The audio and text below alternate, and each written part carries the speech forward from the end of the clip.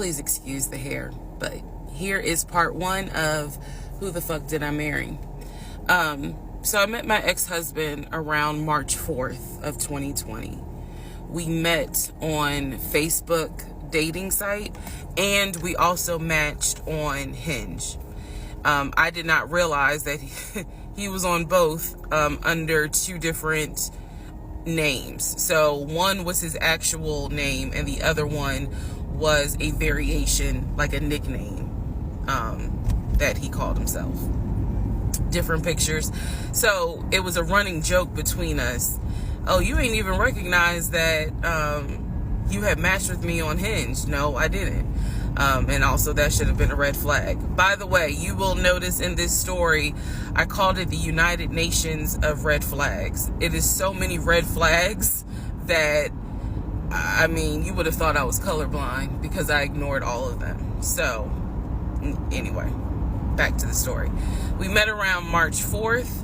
We exchanged phone numbers. He called me and we talked on the phone for the first time. In the first phone call, he told me that he had just moved to Georgia from California, from San Diego. His job had transferred him because he was being transferred in as the new regional manager for a major condiment company that is based here in Georgia. I'm not going to say the name. And so we also talked about his childhood. He told me he grew up in Philly. He's from Philly. Both of his parents were deceased. This is the first phone call. Both of his parents were deceased. His father was a Philadelphia police officer. His mom was a teacher. He also told me he briefly lived in Augusta with his family. He had 2 brothers and 2 sisters. He also had 2 half-brothers on his dad's side. First phone call. So I'm just giving you guys the backstory. This was the first phone call we had. So we talked about family. We talked about friends. We talked about our jobs. At the time, I was working at Georgia State Patrol. And he knew this, and he just thought that was like, wow, you know, so you work with troopers all day. Yes, I did. Also in that phone call, he explained to me that he used to play football. He explained that he used to play arena football. I know nothing about arena football. I know about NFL. I know about college. Go Dogs. But I don't know anything about arena football. So he explained to me that he used to play arena football. He used to work at Apple in the off season of arena football. And I remember thinking on that phone call, oh, okay, you know, like, good for you. I don't know anything about arena football. And I believe I did tell him that. I don't know anything about arena football. That'll come into play later on. So he told me, you know, I just moved here. My job is paying for my housing and they're helping me to look for a house. He was like, right now I'm in Gwinnett County, but I'm trying to look for a house. Ideally in Atlanta, like Brookhaven, Sandy Springs. He was like, I really would like to move out there. And so I thought, you know, that's great. You know, you're looking to get a house. You just moved here. He was like, I don't really know too many people here because I spend all my time at work and, you know, this job is really demanding. So that was our first phone call. We talked more. He talked a lot, which took me by surprise because I'm not really used to men talking more than me. He eventually asked me out on a date. Our first date was set for Saturday, March 7th, 2020. He asked me what was my favorite restaurant. I said Cheesecake Factory. And so we agreed to go out at the Cheesecake Factory in a location that was in between. I lived in Clayton County at the time. He lived in Gwinnett County. I realized that if you don't know anything about Metro Atlanta, that makes no sense. But basically, we lived about 45 minutes apart. So we agreed to meet at the Cheesecake Factory over at Perimeter Mall, which is in an area, Sandy Springs, Dunwoody area. I was excited. Like, I called my friends and was like, I got a date, you know, blah, blah, blah. We'll see how it goes. First conversation was good. Hopefully he looks like his pictures, because, you know, that's always an issue with online dating. Hopefully he looks like his pictures. So on my way to our date, I took 285, and literally right before I got to Boulder Crest, the exit for Boulder Crest, I heard a boom, and I lost control of my car. Thank God that well, not thank God, but I knew what to do. So I did not crash, but my tire blew out. So I called him and I said, hey, I'm so sorry, but my tire just blew on 285. I'm slowly making my way off the exit. I believe I pulled into a Chevron gas station, and I said, you know, I got to get this fixed. I don't know what to do. Like, I'm a damsel in distress kind of thing. He kind of paused. He got quiet, and he was like, you know, tell me exactly where you are. Drop your pin. So I dropped the pin, and he came to the gas station. Got out the car, and I was so relieved that he actually looked like his pictures, that I was like, oh my God, he's actually attractive, because he's like 6'4", 6'5". Oh, also, man, I apologize. So let me go back to the first conversation. Let me add something. He did tell me in the first phone call that he was divorced, and that his ex-wife, she had 2 children, a boy and a girl, who were teenagers, young adults. I think the girl was about 20, and he said that he had a very close relationship with his stepkids, but that he and his ex-wife had divorced because she cheated on him out in California. And so coming to Georgia was a new beginning for him. She was still out in California. The kids were still out in California. And so, you know, he was like, I can't stand her, but I still want to be in the kids' lives. I have to put that in there because that will come back later. So this is just setting the stage. Again, that first conversation we talked about family, job, friends, how he ended up in Georgia, me being in Georgia, the things that, you know, I would think people talk about in the first conversation. All right, now back to the tire blew out. So he shows up to the gas station. He changes my tire, which I just thought was the sexiest thing in the world. And then he proceeds to say, hey, I found a tire place around the corner. You need to get another tire. Like, you can't drive on this donut. So he followed me to the tire place, and then helped me get a tire, paid for it. So I was definitely like, wow. And so the vibe was good. So anyway, I get the tire fixed. We follow each other to the Cheesecake Factory over in Perimeter. We hold hands walking into the Cheesecake Factory. So in my mind, I'm like, this. Oh my God, I had butterflies. That's the look of a woman who had butterflies. So I had butterflies. And we go in. There's a long wait, and so we sit outside and we just talk, and the conversation's great. And this is where he tells me what it is he's looking for. He tells me, you know, I believe at the time he was 42. He was like, I want to get married and it be for real. He's like, my parents were married 40 plus years before my mom passed away. And I want that. I want marriage, family, a house. Like, that is what I want. He was like, I'm as a man, I'm ready to get married, but I want it to be for real, because the first time, you know, it really hurt me when she cheated on me. So he's telling me everything that I wanted to hear. And so he was like, what is it that you want? And I said pretty much the same thing. I was like, I'm ready to get married. Definitely want to have a family. And I want to marry my best friend. So we both put on the table that we wanted marriage. And this is the end of part 1. All right, Who the Fuck Did I Marry? Part 2. So we both put on the table what it is that we wanted. We both had established we were dating for marriage. We were not dating just to date. We were not trying to be friends with benefits and none of that.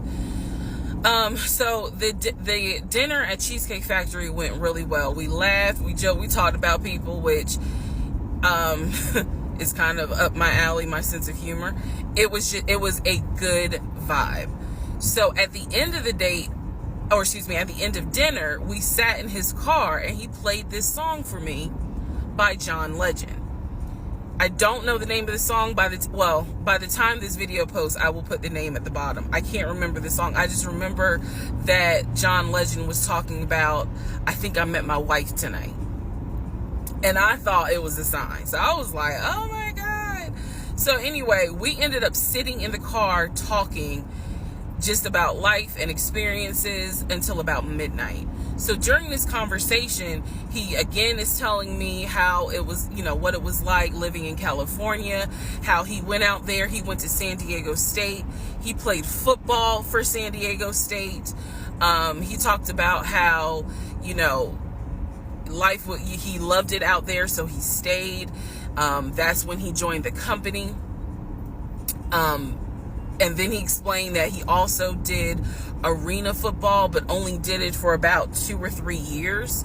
He claims that while he was doing arena football, the team that he was on won a championship.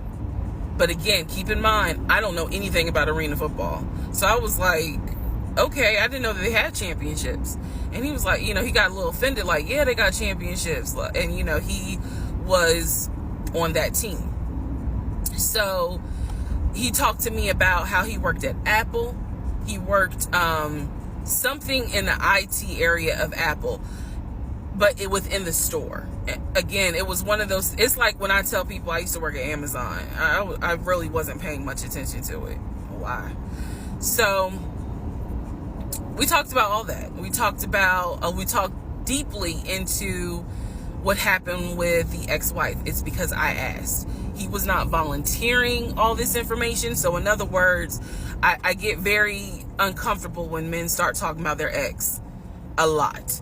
That's not what happened. I was asking questions because I was really trying to figure out, okay, are you ready for a relationship, or are you still missing her? So we talked about that. We talked about my exes. That was a mistake I made because I talked about how I dated at one point in time somebody I worked with. That will come back later. And he seemed real cool about it. He was like, that was before me and blah, blah, blah. So the conversation was good. Midnight comes and I go home. Yes, I went home. We ended up talking. Mind you, our first date was March 7th. And within about 2.5 weeks, Brian Kemp, our governor, shut Georgia down. We were going to be on lockdown. So during those 2.5 weeks, we talked every day. We went out again at Red Lobster. I remember Red Lobster. But everything was going great. The issue was, where are we going to quarantine? So the question was, are we going to quarantine at his place, which he had like a studio type of situation. Like, it clearly, where he was staying, I was like, it's like a studio apartment, but he kept telling me like, this is temporary because I'm looking for a house. Like, he showed me the email from a woman who worked at the company where she was out on maternity leave, but she was putting him in contact with a realtor to help him find a townhome or a single family house. So I was just like, okay, this is definitely temporary. Like, he's not trying to stay here long term. And she was apologizing in the email. I'm so sorry, this should have been taken care of before you got here, but it wasn't, I saw the email. I read it. I read the email. So the decision was, we're going to quarantine at the studio, or we're going to quarantine in my house? First mistake I made. Well, there's a lot, but this was a mistake I made. So ladies, caution moment. During one of our dates, because keep in mind, in those 2 weeks, we were seeing each other quite a bit. Nothing physical or anything like that. Just two people who I thought were really on some, all right, let's see if this is going to grow into something. He came to my house. When he came to my house, I had a 3-bedroom, 2.5-bath townhome. He was in the studio. Now, I'm telling you guys all of this in order of how it happened. So some things I'm probably going to insert what I was thinking and the mistake I made. Can I turn this off? No. Okay, I still need that. And I say that to say that I did not realize inviting him to my home probably made his eyes go, oh shit, she's a keeper. She got this 3-bedroom, 2.5-bath townhouse, and I'm in like a little studio. Yeah, let me go ahead and pursue this. What I need to do to quarantine here. The decision was made, quarantine at my house. So the state went on lockdown. He came and stayed with me in my home, and for the most part, in the initial beginning, it was fine. It was fine. The reason why I hesitate is because I grew up in the church. So for me, it was really like an internal struggle of, bruh, you always said you would never live with a guy unless he was your husband. And now you living with a dude and he ain't your husband. Like, it was a struggle for me because I knew better. And don't come for me. I'm just telling you the way I grew up. It was like that. It was not sitting right with me. But at the same time, I didn't want to quarantine by myself. I did not want to. So there we go. So he moved in. We talked about the bills. Let me clear something up that I said in the other video where I said he paid all the bills. He paid all the household bills.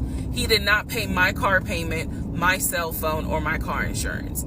He paid the rent, because my rent at the time was less than $1,000. He paid the utility bills. And so when he's telling me that he's a regional manager, I was like, wow, okay, so you got money. And so he paid all the household bills. So my check really was just taking care of me, myself, and I. And I am not, this is where it's not going to make me look good, but it's the truth. It was intoxicating to not have to worry financially about how to pay the bills. It was a wonderful feeling. And so I kind of pushed to the side the fact that, yeah, you shacking up, because it's like, but your paycheck, you don't have to worry right now. Like, he's taking care of all of April's bills before April even comes, because this was still March. So we're living together, and I'm cooking, I'm cleaning, he's helping to cook and clean, and then we have a conversation about house. Is he still going to buy a house just for him, or is he going to buy a house where it's for us? Because we are going to try to make this thing work, be official, get married, have a family. So the question now on the table is, what are we going to do? Because I didn't want to stay in Riverdale, Georgia. I did not want to raise a family there. I refused to have a baby in Clayton County. So the decision was made, let's start looking for a house for both of us. Remember, he was already looking for a house for him, but then he was like, you know what, we're together, I plan to marry you, let's look for a family home for the two of us. He was like, this is how much I was approved for. That's when he showed me the Chase paperwork It was a letter stating that and it had the Chase emblem at the top. He showed me a letter stating that he was approved for 700. All right, part 3, who the fuck did I marry? So this is when he showed me a letter from Chase with the Chase logo at the top, stating that he had been approved for a mortgage for a $750,000 mortgage, or a $750,000 house. So he was like, we can't go over 750. And I said, I remember asking him, can you afford the mortgage on a $750,000 house? Because I know I can't. This is when he explains to me, I told you how I played arena football. I invested my money really well. So he said, I have money that will help pay for the mortgage. He was like, we're good. Like, I'm financially, I am okay. He was like, that's why I'm able to get approved for a $750,000 mortgage. So he told me that his money was in different savings accounts. He said he had an account with Chase Bank, he had an account with US Bank, and he had an offshore account. This is what he told me. The offshore account, I was like, why? And he explained something about, the U.S. the U.S. imposes taxes on money when you have a certain amount in U.S. banks. He was like, so everybody knows that it's smart to have some money in an offshore account. Y'all, look, I live paycheck to paycheck. I was like, okay, that's whatever. I said, so you have the money to pay for a home. I'm also holding in my hand a letter from Chase saying that he was approved for $750,000. So I went off of what I saw. So we contacted a realtor. I won't say his name, but man, if he ever sees this TikTok, I owe this man such an apology. But we contacted a realtor who was based in Cobb County, because I was very adamant I wanted to move back to Marietta, Smyrna area in Cobb County, Georgia. He was fine with that. His whole attitude was, you're going to be my wife, happy life. So we met a realtor. I would find houses that I wanted to tour. Keep in mind that this was COVID. So at the time, we could not tour a home. It would have to be a virtual tour. So this particular realtor, we found a house in Douglasville, Georgia. Not Cobb County, but nevertheless, it's in Douglasville. I was fine with Douglasville. So we found a house in Douglasville, Georgia. The realtor did a FaceTime tour of the house. The house was a nice home. 5 bedrooms, 4 baths. So we did a FaceTime tour of the home, and the home was listed, I believe, roughly 400 and something thousand. I really liked the house. I could see myself living there. I could see us living there. Could see us with the kid there. This is now April, just for timeline purposes. This is April. So he really liked the house. He was like, you know what, we'll put an offer in on the house. He was like, if you like it, because again, it was COVID, we weren't going to be able to see the house in person because the family still lived there. So he said, I'll put an offer in. We'll see if it's accepted. I said, okay. So he puts an offer in. He's telling me he put an offer in. I need to clarify some things he told me and the things that I actually saw. So for this house in Douglasville, he told me he was putting an offer in. The realtor would call me, because one thing that the realtor told us, he was like, if the woman likes the house, typically the house is going to get bought. So he kind of dealt with me a bit more than he did my ex-husband. And again, this is April 2020. This is before we got married. So at the time, he was my boyfriend. So the realtor was calling me and it was like, hey, I put the offer in. And what they're asking for is proof of funds. And I did not know anything at this time about buying a house. So I was like, hey, you probably need to talk to him, because I'm not even listed on the mortgage. Like, from the paperwork I saw, it was only in his name. So he called him. I guess they talked. I was not there, but I'm assuming that they had talked. So the boyfriend is coming, my ex is coming home saying, yeah, I talked to so-and-so. I sent him over the paperwork. The offer was approved, and they are going to try to do a virtual closing. First, we got to do an inspection. If the inspection goes all well, then we have to do a virtual closing. He also told me that he put down earnest money on the home. He put down, I believe, $5,000. He said, I just transferred the money over to the realtor's account or whatever, so that it could be earnest money for the house. So I'm just like, okay, great. He was like, so realistically, this is April. We should be able to get in that house by June. Okay, no problem. So this is what he told me. About 3 or 4 days later, I get a phone call from the realtor, and the realtor is like, hey, I'm just checking to see what you guys want to do about that house. So I was confused. I'm at work, and I said, oh, I was told that he put an offer in. And the realtor was like, he did? I didn't know that he put an offer in.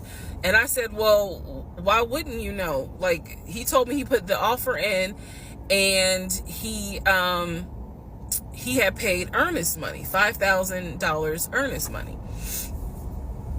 And so the realtor was like, well, let me call him and find out what's going on with that, because I didn't know anything about it. So red flag, of course. So I call him, and he in true narcissistic nature, he flips the script, and he like goes off. He's like cussing, going off, like he shouldn't, excuse me, I have the hiccups. He shouldn't be calling you. If he has a question, he should call me, because I'm the one that's on a mortgage. He was like, and now it's going to be an issue. And I said, well, did you put the offer in with him or not?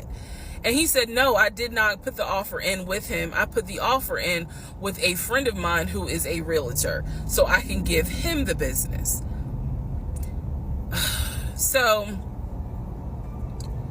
I did not hear from that realtor again. So I was just like, is the house under contract or is it not? He was like, yes, the house is under contract.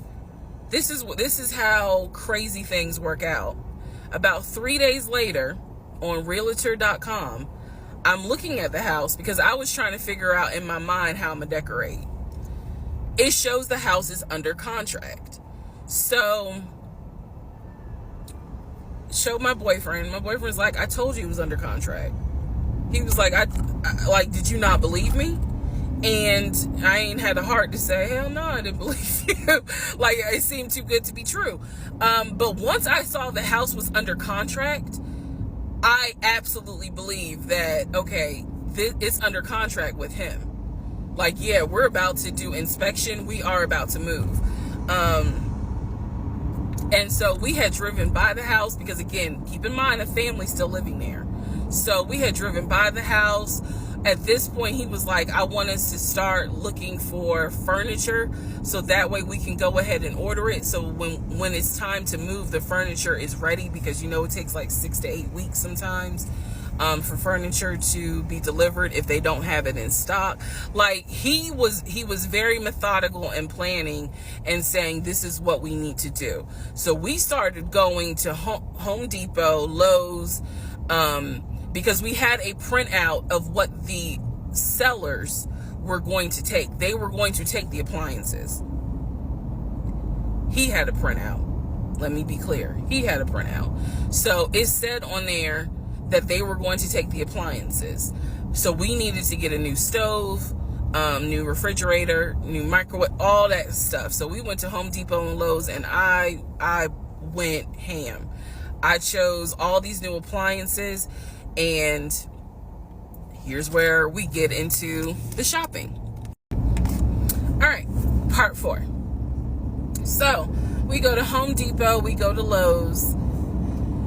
I'm choosing all these appliances. He's taking pictures of the SKU number. We have representatives helping us, and he basically explained to them, hey, we're buying a house. We should be closing sometime in June.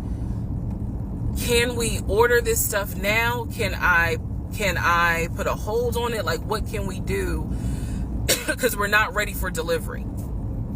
I stood there as the Home Depot rep said, we can hold it in our warehouse. Like, you can buy something and we can hold it. People do it all the time, especially with COVID. So I watched him pay. I want to say it was about it was either $350 or $500. I watched him pay a deposit on a whole new set of appliances for them, and they were going to hold it until we were ready for delivery. I watched this. So I was like, okay, good deal. Like, we got the appliances. Next, let's go to Rooms to Go and Ashley Furniture and find actual furniture. So we went all around Rooms to Go. We went to Ashley Furniture. We went to American Signature. And I saw all these things that I wanted. Again, he's taking pictures of it. He was like, I can go online and order it. I didn't think anything of it because, again, I just saw that we held the appliances. So I was like, okay, that's fine. So April turns into May. May 2020 comes. This is where things start to get a little interesting. May comes, and obviously we had not done inspection. And I'm asking him all the time, what's the deal with the house? He was like, oh, because of COVID, they're trying to get someone to do the inspection. But the guy that they had, it was always something. The guy they had caught COVID, so they're going to have to get somebody else. And he's like 15 houses backed up, so it'll be a while. So at this point in May, I know I look crazy. In this point in May of 2020, I started recording audio diaries. I don't know why. It was something just made me just start recording my thoughts in an audio diary, and I still have them. And I would save them by the date, and I would just start talking about what's on my mind. So I was like, I knew there was something was nagging me, like, but I kept pushing it out of my mind. I was like, you saw, this is what I reminded myself. You saw him pay for the appliances. You know the house is under contract. You know that he told you that he's the one who put the house under contract. Why would, like, I remember saying to myself, why would he lie about that? This is so easy to verify. Why would he lie about that? Have you caught him in any other lie? And at the time, the answer was no. So I really was like, maybe you just aren't used to a guy who actually does what he's supposed to do. Like, I was questioning myself and then answering my own questions. So inspection didn't happen. Around mid-May, I found out I was pregnant. May 2020. When I found out I was pregnant, he was ecstatic, and I was like, oh shit. The reason why I was oh shit is because, number one, I'm plus size. Number two, because of my age, I felt like it was probably going to be a high-risk pregnancy. And I wasn't married. And that nagged. I cannot tell y'all how much it nagged me. There was a lot of internal struggle in between. My family didn't even know that he had moved in at this point. I told them, you know, that I was pregnant, went to the doctor, everything looked good. But again, because it was COVID, he couldn't go in with me into the actual room. So, you know, doing any sort of ultrasound, doing the blood test, because my HCG levels were really high. So the doctor was like, hey, it might be twins. We don't know yet. You're still kind of early, you know, along. They gave me a due date. The due date was January 26th of 2021. So, yeah. May, found out I was pregnant. So there was now more of a push into, we got to get a house. We got to get the fuck up out of here. I'm not having a baby in Riverdale. Okay? Nothing against Riverdale, but I ain't having a baby in Riverdale. So we need to find out what's going on with this house. And so he was on top of it. He had an answer for everything. He was like, you know, I'm gonna call and find out what's going on, blah, blah, blah.